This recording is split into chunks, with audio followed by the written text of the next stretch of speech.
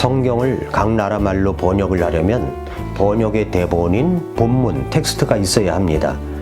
아무리 번역자들과 번역 기법이 우수해도 대본이 나쁘면 거기서 번역된 역본 역시 필연적으로 나쁜 번역이 나올 수밖에 없다는 것은 당연한 것입니다.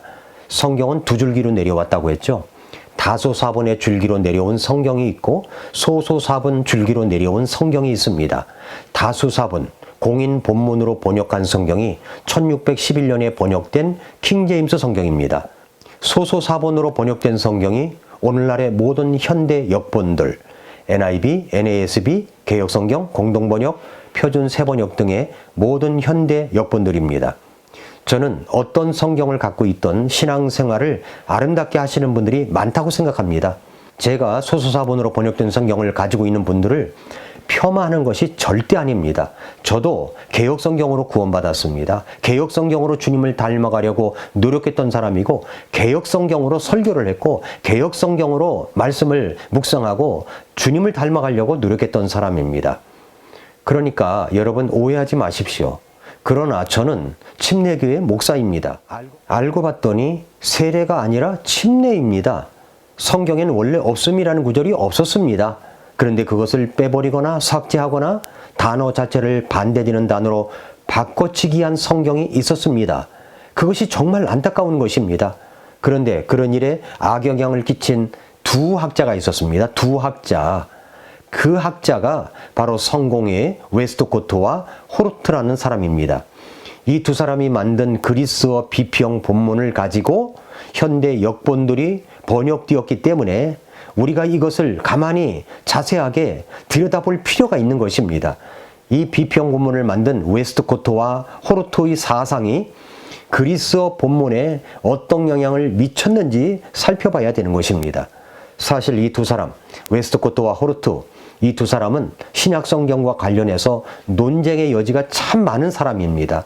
이들을 옹호하는 사람이 있고 이들이 끼친 악영향에 반대하는 사람들이 있습니다. 이들을 옹호하는 사람들은 그리스어 본문 연구에 지대한 발전을 이룬 하나님의 사람들이라고 선전합니다. 그러나 이들을 반대하는 사람들은 어떤 단어까지 쓰느냐면 웨스트코트와 호르트를 가리켜서 이단이다, 불신앙자들이다, 배교자다 등의 단어까지 써서 이들을 고소할 정도입니다. 왜냐하면 이 웨스트코트와 호르트가 성경의 참 본문에 극심한 손상을 입힌 배도자이기 때문입니다. 이 정도까지 이야기할 정도면 어떤 근거가 분명해야 됩니다. 그래서 근거 없이 중상모략하거나 또 사실을 은폐하는 것은 바람직하지 않죠. 그래서 이 웨스트코트와 호르트 두 사람이 성경 본문에 대해서 도대체 어떤 손상을 가했는지, 이 두 사람은 도대체 어떤 신앙과 믿음을 갖고 있었는지를 봐야 합니다. 저도 궁금합니다. 저도 이런 역사적 사실들을 공부해 가고 있습니다. 웨스트코트와 호르트가 누구인지도 몰랐습니다. 이들이 끼친 해악이 무엇인지도 몰랐습니다. 그래서 저는 알아봤습니다. 공부했습니다. 자, 그럼 같이 볼까요? 사무엘 기비 지은 책, 킹제임스 성경의 역사에 나오는 내용들입니다. 자, 이를 위해서 웨스트코트의 아들이 지은 웨스트코트의 삶과 이라는 책과 호르트의 아들이 지은 호르트의 삶과 서신들이라는 책에 나오는 내용으로 분석한 것입니다. 자, 웨스트코트와 호르트는 본문 비평학에서 가장 큰 공훈을 세웠다고 이야기합니다. 그러나 웨스트코트와 호르트는 킹제임스 성경의 보편적 본문을 이집트와 로마 가톨릭 교회의 두 도시가 주는 이미지 기억하시죠? 여기에 국지적 본문으로 대체했습니다.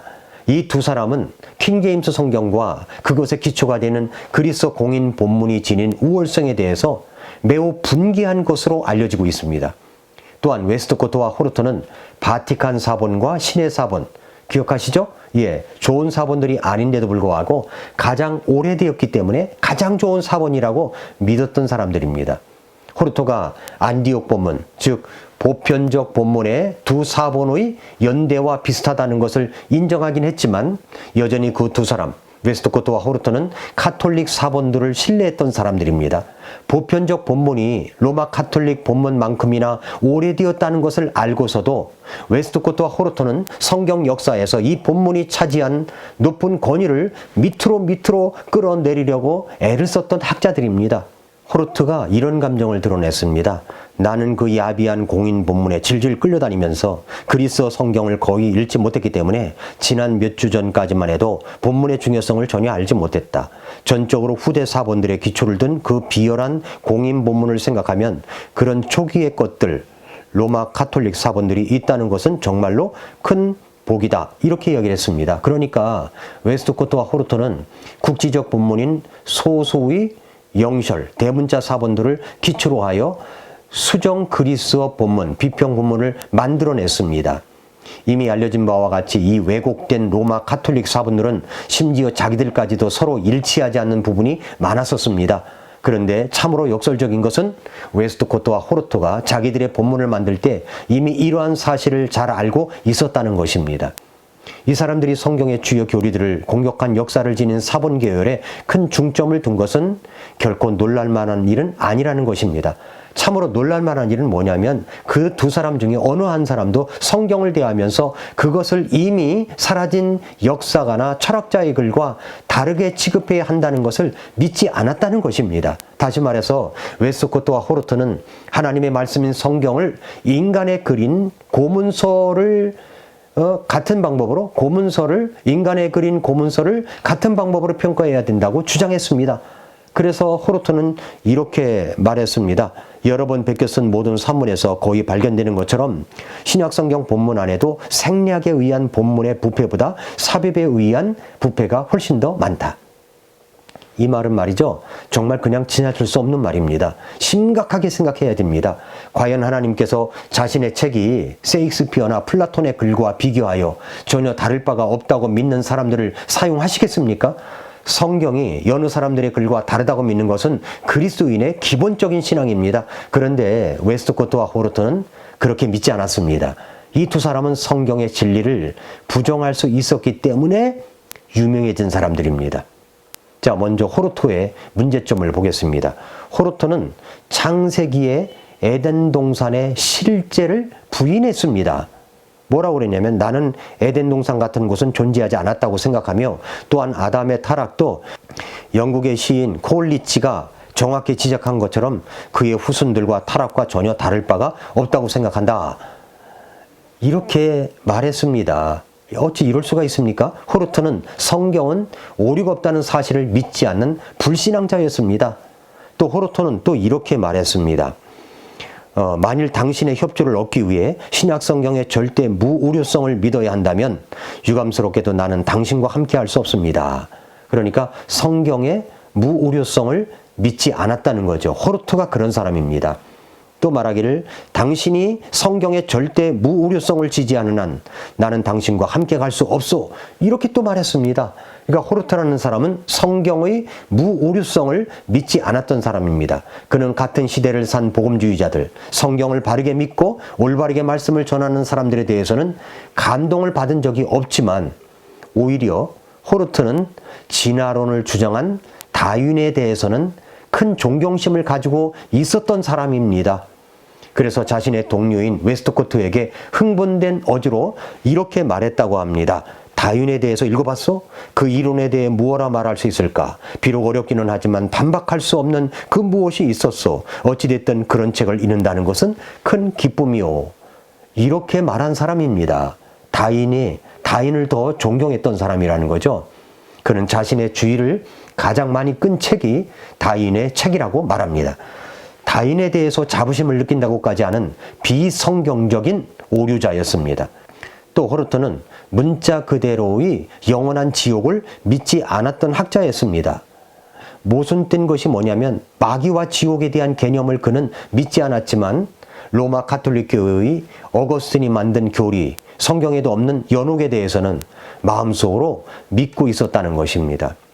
또 깜짝 놀랄 것은 호르트는 온 인류의 죄를 용서하기 위한 예수 그리스도의 대속의 죽음을 거부했던 사람입니다.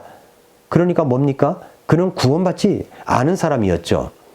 또 호르토는 로마 가톨릭 교회의 가르침, 유아 세례를 받아야만 다시 태어나 구원받는다는 가르침이 복음주의자들의 가르침보다 더 옳다라고 믿었던 사람입니다. 또 세례를 가리켜서 세례를 통해서 하나님의 자녀가 되는 것이며 세례를 받음으로 그리스도와 그의 몸의 일원이 되었기 때문에 하늘나라의 상속자임을 보여주는 것이다. 이런 억지 주장을 한 사람입니다. 그래서 호르토는 자기의 맏아들 아더가 유아 세례를 받았기 때문에 구원받은 것이라고 억지 확신을 시키기도 하였습니다. 호르토는 공산주의자와의 접촉을 통해 많은 사상적 영향을 받았습니다. 자기가 앞으로 3, 4년간 공산주의에 대해 연구하기로 결심한 것은 꽤 잘한 것이다 라고 말할 정도였습니다. 호르토는 그리스 학자였습니다. 그러나 그가 아무리 위대한 그리스 학자라 할지라도 성경을 믿지 않는 사람이었습니다. 천주교에 의해 심각하게 영향을 받은 사람입니다. 이런 학자가 그리스어 수정본문을 만들어 엄청난 양의 성경 구절을 삭제시키고 바꾼 장본인입니다. 이것이 바로 호르토의 문제점이고 웨스트코트의 문제점을 같이 보겠습니다. 웨스트코트는 호르토와 별반 다를 게 없는 학자였습니다. 웨스트코트는 성경에서 정말 중요한 장 창세기 1장부터 3장까지 이가 정말 중요한 장인데 이것을 믿지 않으면 성경의 모든 부분을 믿을 수가 없는 것인데 그런데 웨스트코트는 창세기 1장부터 3장을 믿지 않았다는 사실입니다. 이게 말이 되는 이야기입니까? 그는 또 다윗은 실제 인물이 아니라 가상인물, 영적 인물이라고 주장합니다. 사실 현대신학계의 자유주의자들이나 현대주의자들은 창세기의 시작 3장이 모두 실제적인 것이 아니라 비유라고 주장하고 그렇게 믿고 있습니다. 웨스트코트는 성경에 나타난 기적도 믿지 않았던 사람입니다. 천국의 교리도 부인했고 가톨릭 교리의 가르침만 신봉했고 성경에 오류가 없다는 것을 부인한 사람입니다. 그는 죽은 자들을 위한 기도의식을 허락하게 만들었고 예수님이 다시 오실 재림도 부인했던 사람입니다. 웨스트코트가 그런 사람입니다. 사랑하는 성도 여러분, 바로 이런 사람 웨스트코트와 호르트가 영국 개혁성경 번역의원회의 주류였다는 사실입니다. 그들은 킹제임스 성경에서 고쳐야 할 부분도 있다고 주장했고 그 권위를 땅에 추락시켰던 장본인들입니다. 그런데도 현대학자들이 이 두 사람을 그렇게 존경하고 숭배합니다. 구원은 오직 믿음을 통해서만 은혜로 받는 것입니다. 그런데 이 두 학자는 그것을 믿지 않았습니다. 구원받지도 못한 사람들이었습니다. 그렇게 해서 이 사람들이 있던 주관으로 나온 성경이 바로 소소사본의 줄기, NIV, NASB, 개혁성경, 개혁개정성경, 표준 새번역성경, 공동번역 등등입니다. 우리는 세례가 아니라 침례로 되어 있는 성경, 없음이라는 구절이 없는 성경을 이어받고 우리 손에까지 왔습니다. 정말 하나님께 감사드립니다. 이 성경을 읽고 듣고 지키는 자가 복이 있습니다. 오늘도 미라클 모닝입니다.